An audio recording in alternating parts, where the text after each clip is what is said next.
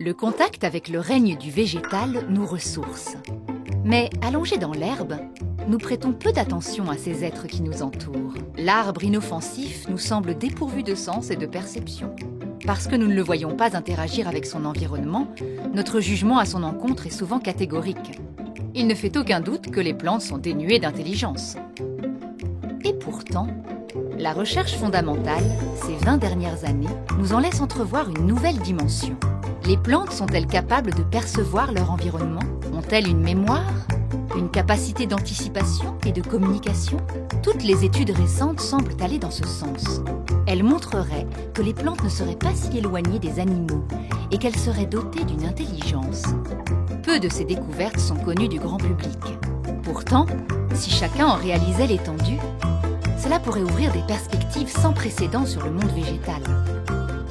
C'est tout le travail que Jacques Mitsch et Benoît Grison ont souhaité mettre en lumière par la réalisation d'un documentaire d'avant-garde, L'esprit des plantes. Jacques Mitsch, réalisateur et réalisateur du film L'esprit des plantes. Benoît Grison, je suis biologiste, sociologue des sciences et chercheur en sciences cognitives. Je suis le conseiller scientifique du film L'esprit des plantes.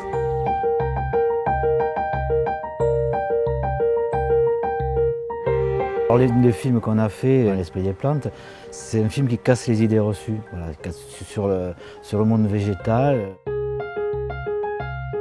Puis on aime bien aussi faire des films sur les zones frontières de la science. Pas des zones marginales au sens péjoratif, mais des pionniers. Des gens qui se battent pour faire bouger les lignes en science. Et ces pionniers, explorateurs d'un univers organique, mélange de lianes, de branches, de feuilles et de racines, doivent emprunter un autre rythme. Ralentir, pour saisir le mouvement lent et infime d'un brin d'herbe. Le règne du végétal est très surprenant. Il est vraiment vivant, dans le sens où il y a une forme de sensibilité des plantes. Bon, perception de la lumière, bien sûr. Ensuite, perception des sons, on le sait, même si on connaît assez mal les bases anatomiques dans la plante qui permettent de percevoir le son. Elles sont sensibles au champ magnétique. Elles arrivent à s'orienter dans l'espace parce que, tout comme nous, dans l'oreille interne, on a une petite concrétion calcaire qui nous permet de nous orienter dans l'espace. Elles ont des grains d'amidon qui leur permettent de s'orienter de façon tridimensionnelle.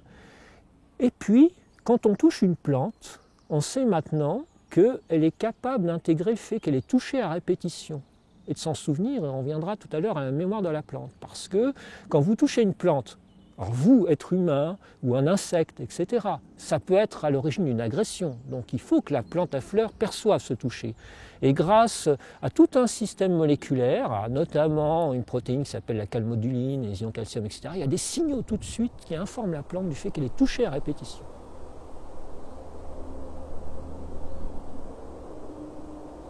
Quand vous voyez un arbre qui pousse contre le vent et qui se tord, en général, la plupart des gens s'imaginent que c'est une pression mécanique, mais pas du tout. Peu à peu, cet arbre intègre en termes de perception le fait qu'il est touché à répétition par ce souffle, etc. et commence à réorienter sa pousse en se souvenant du fait qu'il est sans cesse, entre guillemets, agressé par le vent. Ce qui est sûr, c'est qu'il y a une perception d'un certain nombre de stimuli de l'environnement, et ça change complètement notre vision des plantes dites supérieures, des plantes à fleurs.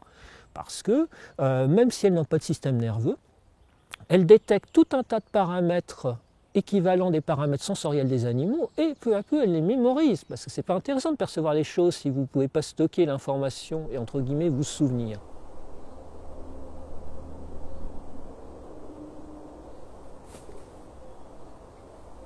Quand on parle de mémoire des plantes, il faut être très très prudent parce que, de fait, les plantes n'ont pas de neurones, ça se saurait. Donc, le problème est déjà de démontrer qu'il y a mémorisation des stimulations de l'environnement, des stimulations perçues, et ensuite de comprendre quels seraient les tissus qui stockent la mémorisation. Michel Tellier, qui est un des grands pionniers dans le domaine de la mémoire des végétaux, dit « c'est un peu la mémoire des végétaux comme une fonction recall d'une calculatrice électronique », alors que la mémoire humaine ou des animaux dits supérieurs, c'est un peu comme un ordinateur en termes de mémorisation. Donc c'est quand même une forme de mémorisation beaucoup plus simple. De toute façon, il n'y a pas de neurones, mais elle existe. le fait d'intégrer en mémoire toutes ces stimulations tactiles, visuelles, mécaniques, voire même sonores, dans son système, permet à la plante après de se déterminer et de choisir des comportements adaptatifs. Et ça permet d'anticiper le comportement. Et ça, c'est fascinant parce que la cognition, ce qu'on appelle dans le langage courant l'intelligence chez les animaux, c'est de l'anticipation. Parce que quand vous percevez votre environnement de façon complexe, quand vous pouvez mémoriser cet environnement en mémoire, vous pouvez après anticiper et choisir des stratégies adaptatives par avance.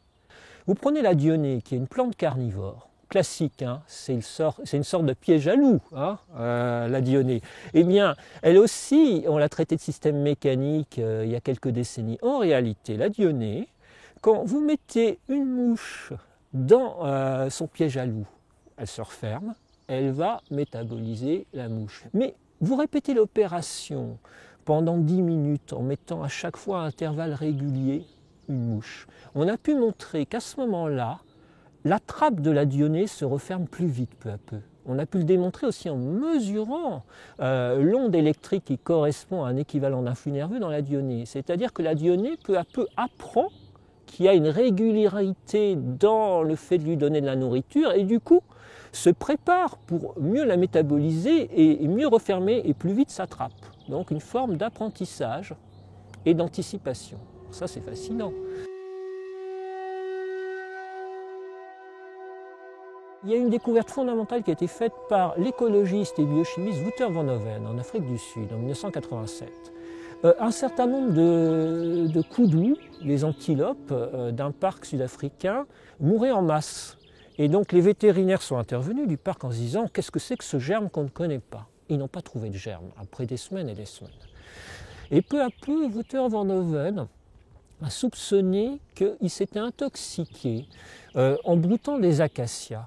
Pourquoi d'un coup les acacias les intoxiquent? Et il a fait des analyses biochimiques qui ont montré que les acacias avaient un taux de tanin, ce qui est un poison défensif, dans leurs branches qui était extraordinairement supérieur au taux habituel. Plus les animaux commençaient à brouter en excès ces acacias, plus les acacias se mettaient à produire du tanin.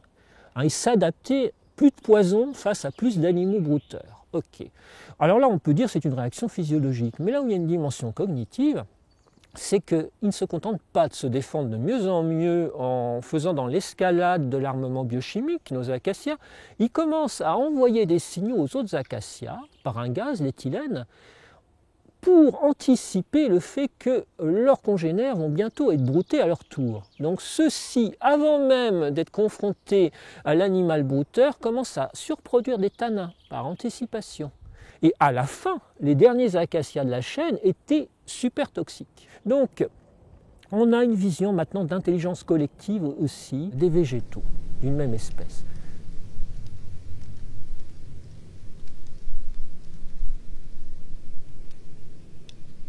Il y a tout un imaginaire autour des plantes depuis l'Antiquité. Et curieusement, certains artistes parfois envisageaient quelque chose qui paraissait absurde à la majorité des gens et qui s'est avéré globalement vrai. C'est-à-dire qu'ils ont envisagé que les plantes aient une forme d'intelligence, entre guillemets. Alors, au XVIIIe siècle, par exemple, vous avez un penseur des Lumières, le Polonais Potocki, qui pose ce problème dans un de ses livres. Il dit « Et si les plantes avaient une forme d'intelligence ?» Elles n'étaient pas des mécaniques. Et puis, beaucoup plus près de nous, vous avez James Cameron, qui dans Avatar évoque des plantes cognitives. Bon, eh bien, pour la majorité des gens de culture occidentale, longtemps, ça a paru ridicule. Et en fait, eh bien, c'est contre-intuitif, mais ça n'est pas ridicule. C'est confirmé par la physiologie végétale d'aujourd'hui. Il y a mieux, Charles Darwin a eu l'intuition en 1880 que les racines de la plante étaient l'équivalent chez les plantes supérieures du système nerveux chez les animaux. Il a dit, eh bien, il y a eu comme une espèce d'inversion de polarité dans l'évolution des organismes. Chez les invertébrés, le cerveau est en haut et l'équivalent du cerveau chez les plantes, il est en bas. Bon. Dans le sol, c'est les racines. Bon. C'est la Root-Vine Theory. C'est la théorie donc de la racine cerveau.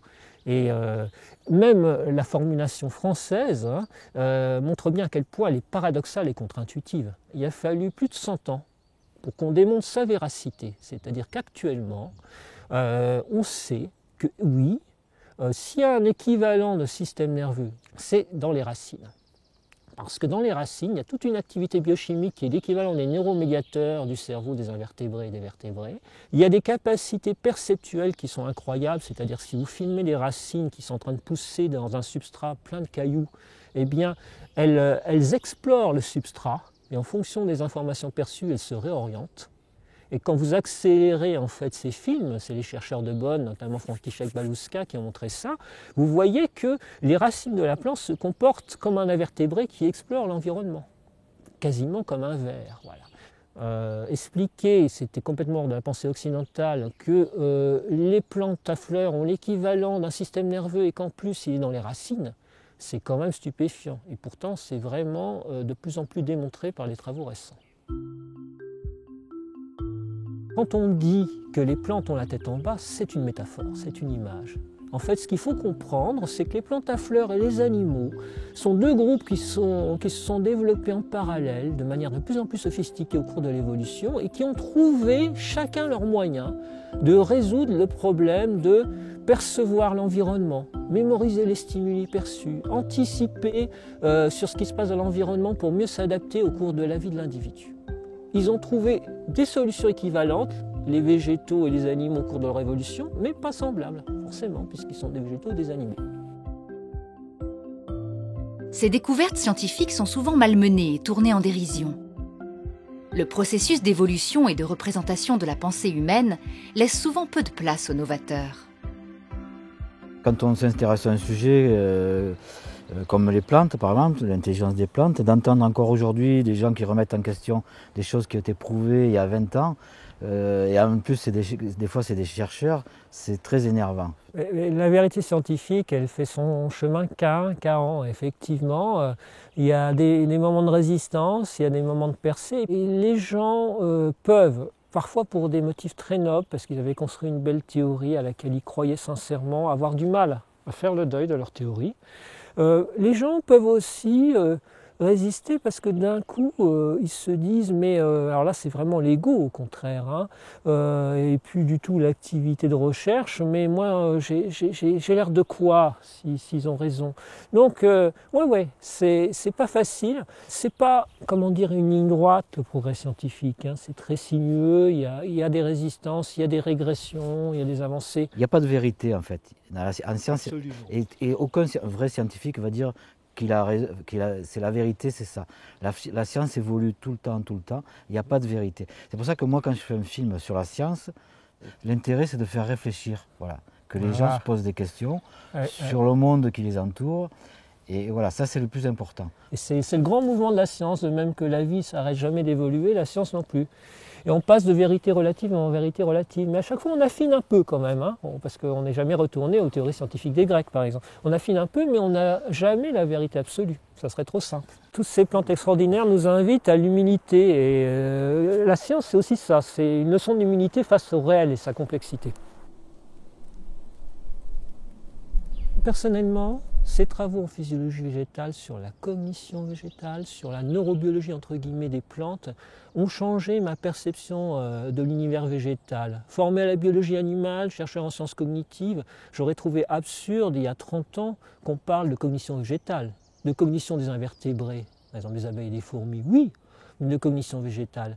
Quelque part, c'est réaliser scientifiquement l'idée de l'unité de la nature et d'absence de hiérarchisation de valeurs entre les différents êtres vivants.